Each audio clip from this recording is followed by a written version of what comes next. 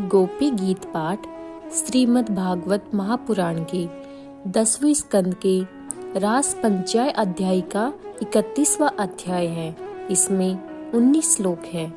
रासलीला के समय गोपियों को मान हो जाता है। भगवान उनका मान भंग करने के लिए अंतर्ध्यान हो जाते हैं। उन्हें ना पाकर गोपियां व्याकुल हो जाती है। वे आद स्वर में श्री कृष्ण को पुकारती है। यही विरह ज्ञान गोपी गीत है। इसमें प्रेम के अश्रु, मिलन की प्यास, दर्शन की उत्कंठा और स्मृतियों का रुदन है।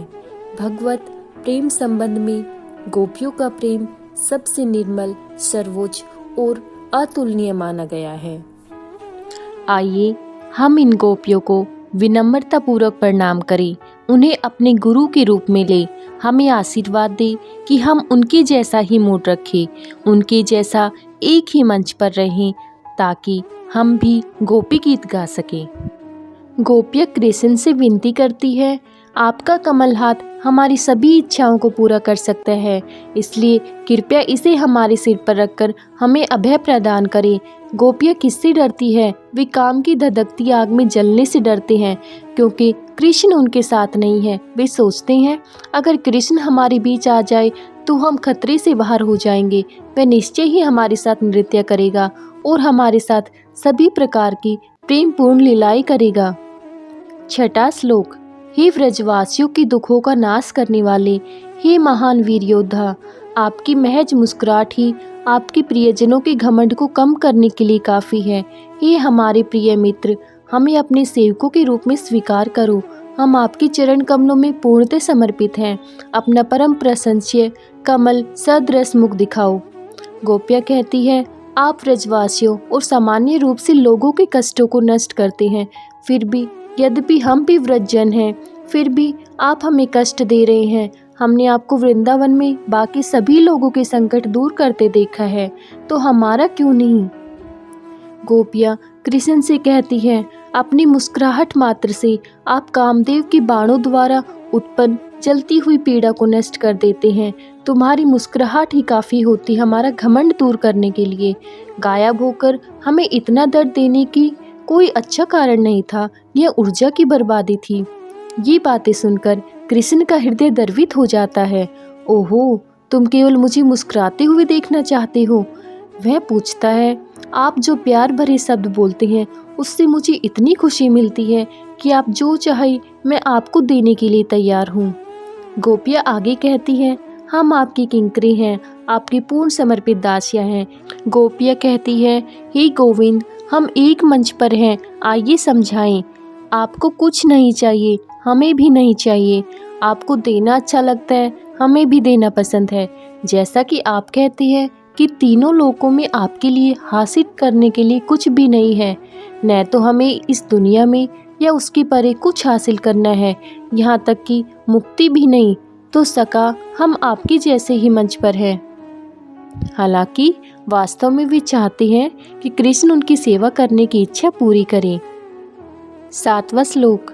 आपके कमल चरण उन लोगों के पापों को नष्ट कर देते हैं जो आपको प्रणाम करते हैं। कमल चरण जो चरती गाय के चरणों का अनुसरण करते हैं और जो देवी श्री द्वारा प्रतिष्ठित हैं, जो कालिया की हुड पर सुंदर ढंग से नृत्य करती हैं। हे भगवान, हमारी जलती हुई इच्छा को शांत करने और हमारे दिलों में छिपे दुखों से हमें छुटकारा दिलाने के लिए कृपया अपने चरण कमल हमारे सीने पर रख दे।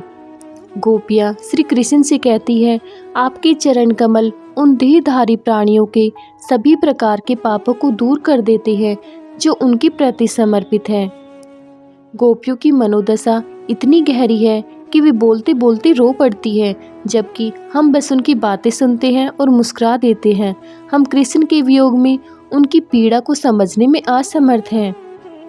गोपियाँ कृष्ण से कहती है, आप मिलन और वियोग दोनों ही स्थितियों में हमें सदैव पीड़ा से पीड़ित करते रहते हैं। जब आप अपनी गायें चराने के लिए वन में प्रवेश करते हैं तो आपसे वियोग के कारण हमें कभी ना खत्म होने वाला दुख होता है। आप एक पल के लिए भी रुके बिना उबड़ खाबड़ रास्तों पर दौड़ते हैं, और जब आप ऐसा करते हैं तो खुरदरे दाने और अन्य नुकीली वस्तुएं आपकी कमल के पैरों में छेद कर देती हैं। जब हम यह सोचते हैं तो हम दुख में डूब जाते हैं, अपना धैर्य बनाए रखने में असमर्थ हो जाते हैं। कृष्ण कहते हैं, मेरे चरणों की चिंता मत करो। आपको लगता है कि मुझे जो असुविधा महसूस हो रही है उसके बारे में भूल जाइए। गोपियाँ उत्तर देती है, लेकिन आप हमारे प्रिय हैं, हम इसके बारे में सोचना बंद नहीं कर सकते। गोपियाँ आगे कहती है, आप हमें अपने वियोग का दुख नहीं दे सकते और आपसे हमारा लगाव हमारी गलती नहीं है, यह आपका है क्योंकि आप हमारे प्रिय हैं। यदि आप इतने स्नेही और आकर्षक नहीं होते तो हमारे मन में आपके लिए कोई प्यार नहीं होता और सब कुछ ठीक हो जाता। आपने अपने आप को इतना सुंदर और इतना आकर्षक प्रेमी बना लिया है कि हमारा मन हमें छोड़कर आपके साथ चला गया। आपने ऐसा क्यों किया? केवल आप ही हमारे मोह को दूर कर सकते हैं, क्योंकि आप ही है जो हमारे मन और हृदय पर कब्जा करते हैं। 12वां श्लोक। हे प्रिय नायक, शाम के समय जब आप जंगल से लौटते हैं तो आपका कमल चेहरा आंशिक रूप से आपके नीले काले घुंघराले बालों से ढका होता है और गायों के खुरों से उठने वाली धूल की एक बहुत पतली परत से ढका होता है। उस समय आप हमें बार बार अपना अति सुंदर अलंकृत सुंदर कमल चेहरा दिखाकर हमारे मन में तीव्र प्रेम जगाते हैं। 13वां श्लोक। हे परम प्रियतम प्रिय, हे हमारे मन की पीड़ा के उदारक, आपके चरण कमल उन भक्तों की इच्छा पूरी करते हैं जो आपके प्रति समर्पित है। इसकी पूजा भगवान ब्रह्मा ने की है। यह इस धरती का सबसे सुंदर आभूषण है जिसका ध्यान करने से सारी विपत्तियां दूर हो जाती है।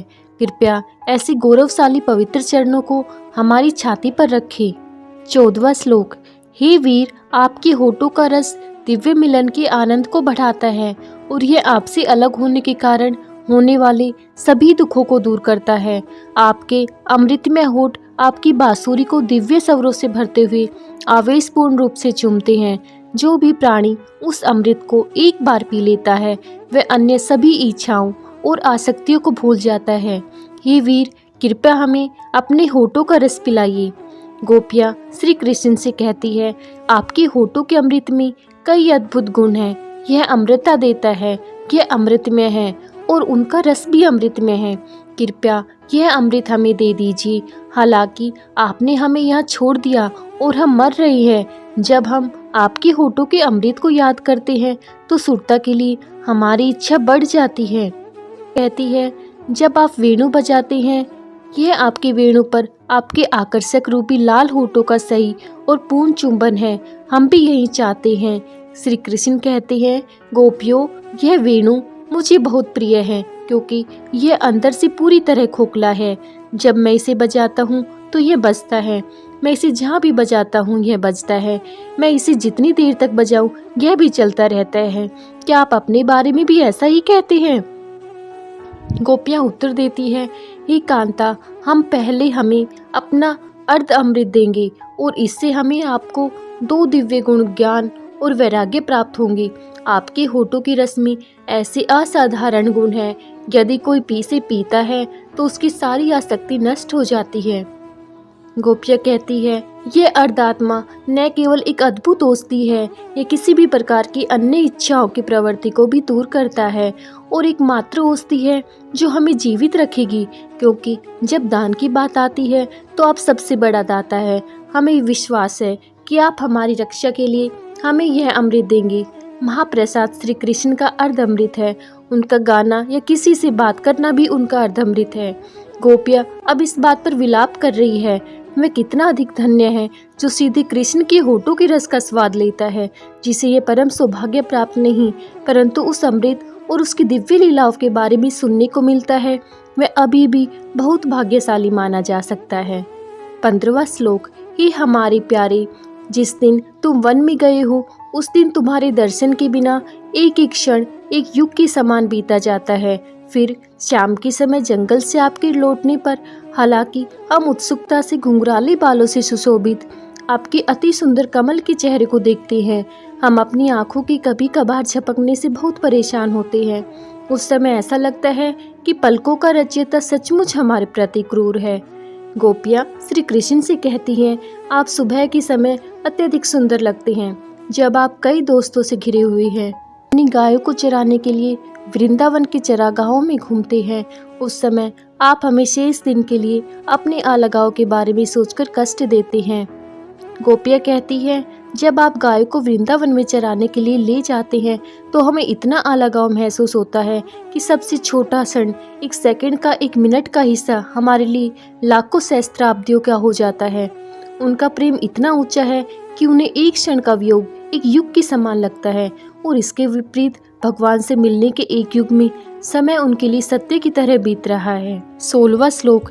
हे अच्युत, हम अपने पति, पुत्र, भाई तथा बंधु बांधवों के बंधनों एवं आज्ञाओं को त्याग कर आपके पास आए हैं। आप हमारे आंतरिक विचारों से पूरी तरह परिचित हैं।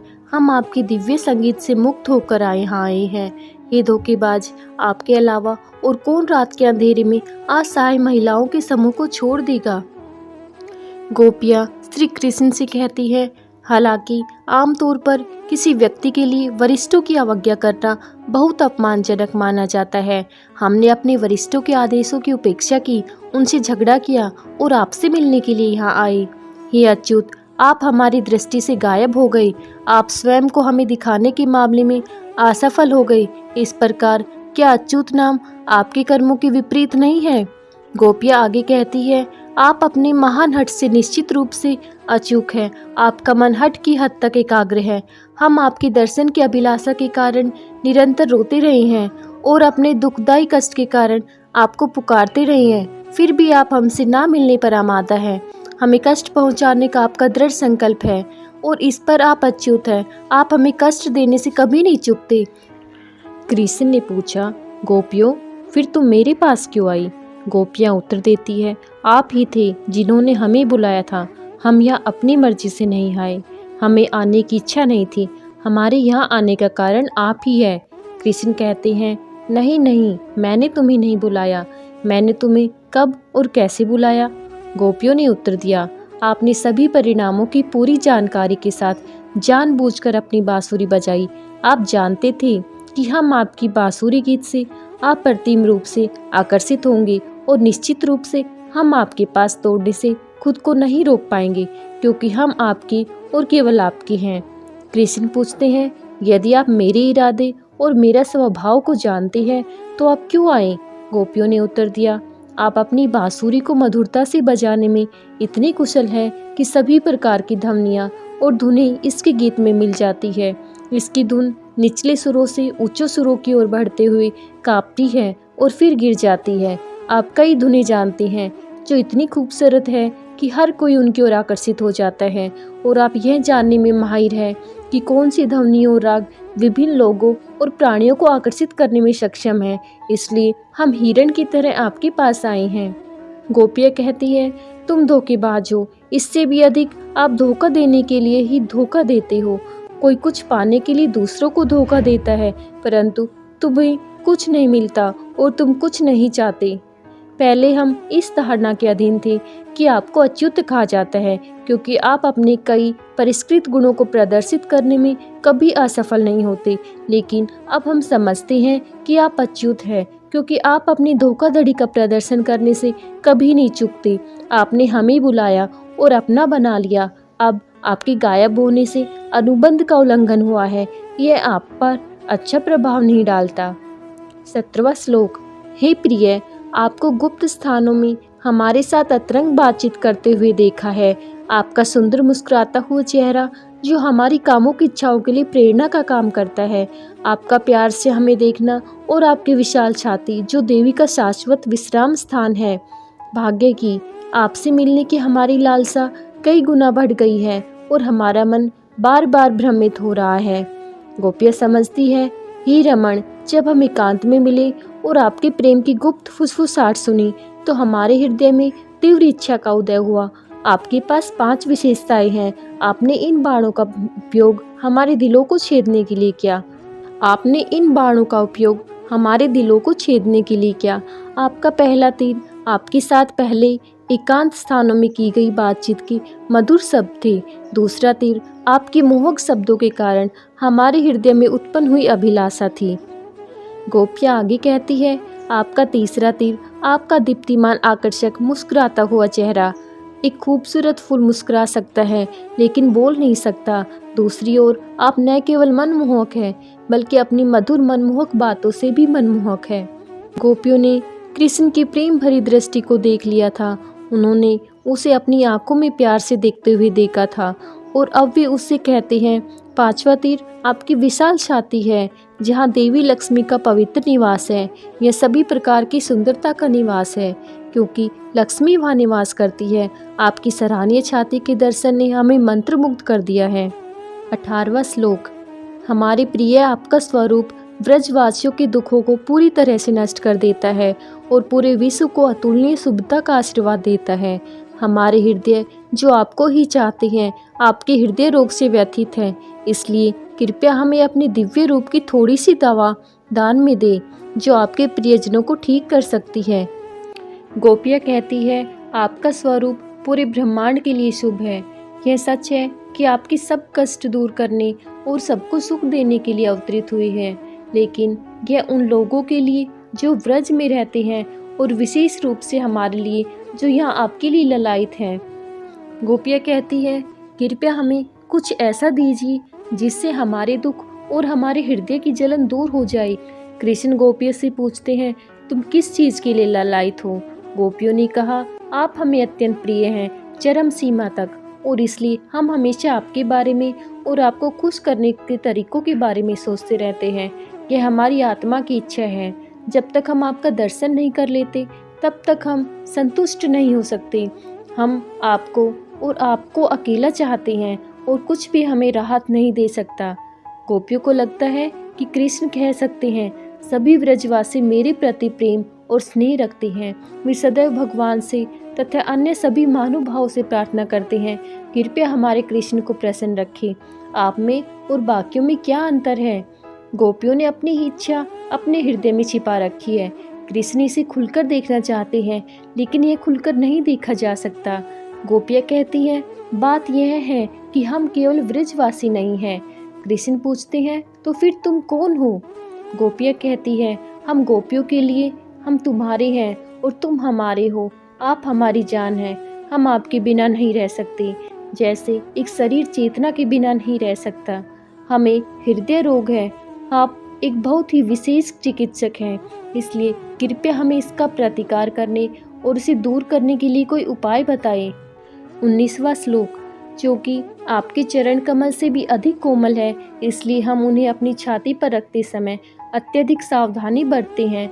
तुम उन्हीं कोमल पैरों से नंगे पैर घने अंधेरे जंगल में भटकते हो। जंगल के कटीले पथरीले रास्तों पर आपके कोमल पैरों से चलने के विचार मात्र से ही हमें पीड़ा होती है और हम अपनी बुद्धि खो बैठते हैं। हे भगवान, हमारा जीवन केवल आपके लिए है। हम सिर्फ आपके लिए जी रहे हैं। हम सिर्फ आपके हैं। गोपियाँ कहती है, हे प्रियतम, हम आपको अपने हृदय रोग और हमें जो औषधि चाहिए वह बताएंगे। हम उस दर्द के बारे में चिंता करते हैं जो तब होता है जब आपने चरण कमलों के साथ खुरदरी सतहों पर चलते हैं जो बहुत मधुर, कोमल, मुलायम और ठंडे होते हैं। कृपया उन चरण कमलों को हमारी छाती पर रखें। गोपियाँ कहती है, तुम हमारी जिंदगी हो, तुम हमारी आत्मा हो, तुम हमारा सब कुछ हो। यदि आपके पैरों में कोई भी चीज़ चोट पहुंचाती है तो वह दर्द हमारी आत्मा को छेद देता है, क्योंकि आप हमारी आत्मा है।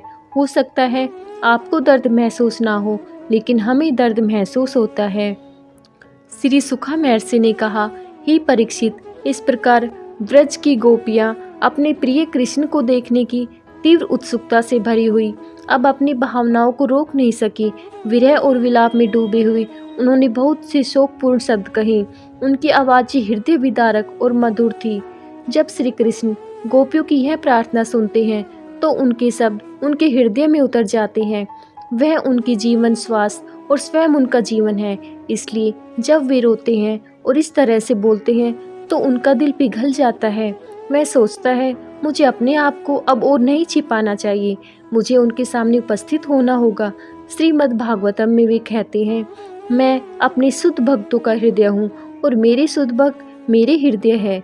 सूर्यवंश के शिखर रतन श्री कृष्ण रोती हुई गोपियों के सामने प्रकट हुए उनके खिले हुए चेहरे पर एक सौम्य आकर्षक मुस्कान खिल उठी। उन्होंने अपनी गर्दन को वनमाला से और अपने शरीर को शानदार पीतांबर से सजाया हुआ था। ऐसे दिव्य रूप की उत्तम सुंदरता स्वयं कामदेव के मन को व्याकुल कर देती है, जो सभी प्राणियों के हृदयों को मथने वाले हैं। सबसे कीमती मुकुट रतन श्री कृष्णचंद्र गोपियों के बीच प्रकट हुए। उन्होंने अपनी अद्वितीय मनमोहक सुंदरता का प्रदर्शन किया, जिसे इस पाठ में 3 विशेषणों के साथ वर्णित किया गया है। नंबर 1, संयमन है। उनकी मनमोहक मुस्कान गोपियों के संकट को दूर करने और उन्हें सांत्वना देने वाली थी। उनके मनमोहक दिव्य कमल मुख के दर्शन से उनके सभी दुख दूर हो जाएंगे। ये जानते हुए कि उसने अपने प्रियजनों को बहुत कष्ट दिया, वह स्वीकार कर रहा था कि वह एक अपराधी था और उसने गोपियों को यह दिखाने के लिए कि वह उनकी सेवा में है, अपनी ऊपरी अपने हाथों से पकड़ रखी थी। दूसरा है सरगवी। कृष्ण ने अपने गले में वन पुष्पों की ताजा दीप्तिमान माला पहनी हुई थी। गोपियों की विरहाग्नि को दूर करने के लिए ही उन्होंने शीतल कमलों की यह माला पहनी थी और ऐसा करते हुए उन्होंने यह भावना व्यक्त की थी कि तुम मेरी माला के फूल हो, तुम मेरी हृदय हो। यही माला तुमने स्वयं पिरोई और मुझे भी पहनाई। मैं इसे अपने हृदय पर धारण करके अपनी शाश्वत कृतज्ञता प्रदर्शित कर रहा हूँ। तीसरा है साक्षात मनमथ है। गोपियों के बीच रहने से सुशोभित श्री कृष्ण ने अत्यंत मनमोहक सौंदर्य ने कामदेव के मन को मथ दिया। कामदेव सभी प्राणियों को मदहोश कर देते हैं, लेकिन जब इस कामदेव को भगवान श्री कृष्ण के दर्शन मिलते हैं, जो तीनों लोगों को मंत्रमुग्ध कर देते हैं, तो इसने स्वयं कामदेव के हृदय को मथ दिया। कृष्ण कहते हैं, मेरा प्रेम केवल लाखों भागों में नहीं बल्कि अनगिनत भागों में विभाजित है। मेरे कई प्रकार के भक्त हैं, मैं उनमें से किसी की भी उपेक्षा नहीं कर सकता। मुझे अर्जुन का रथ चलाना होगा और भीष्म, गजेंद्र, प्रहलाद और कई अन्य लोगों के लिए वहाँ रहना होगा। मेरे प्रेम का अनंत भंडार कई भागों में विभाजित है, लेकिन मेरे लिए आपका प्रेम इत्र है। तुम अपना सारा प्यार मुझे दे देते हो और तुम्हारे बच्चों या पतियों के लिए भी कोई नहीं बचा है। दूसरों की तो बात ही छोड़ो, क्योंकि तुम मेरे सिवा किसी से प्रेम नहीं रखते, इसलिए मैं सदैव तुम्हारा ऋणी रहूँगा। यदि मैं तुम्हें कोई वरदान भी दूँ तो भी मैं जानता हूँ कि तुम केवल मुझे और अधिक सेवा प्रदान करने में सक्षम होने के लिए कहोगे और इससे तुम्हारे प्रति मेरा ऋण और बढ़ेगा। इस कारण मैं करोड़ों जन्मों तक भी तुम्हारा बदला नहीं चुका सकूंगा। आइए हम इन गोपियों की तरह कृष्ण से प्रेम करने का प्रयास करें, अपने लिए कुछ ना चाहते हुए, क्योंकि यह शुद्ध प्रेम निश्चित रूप से भगवान को आपके द्वार तक लाएगा। वेद कहते हैं, जब मन को वह मिल जाता है जो वह इतनी तीव्रता से चाह रहा था, और जब आंखें अंततः वह देख लेती है जो मन हमेशा से चाहता था, भगवान की दिव्य सुंदरता की अविश्वसनीय महिमा, तब केवल 2 चीजें हो सकती हैं। वे आंखें हमेशा के लिए बंद हो जाएगी और कुछ देखना नहीं चाहेगी। यह सदैव खुला रहेगा, उसके दिव्य सौंदर्य को सदैव देखता पीता रहेगा। जय श्री राधे कृष्णा।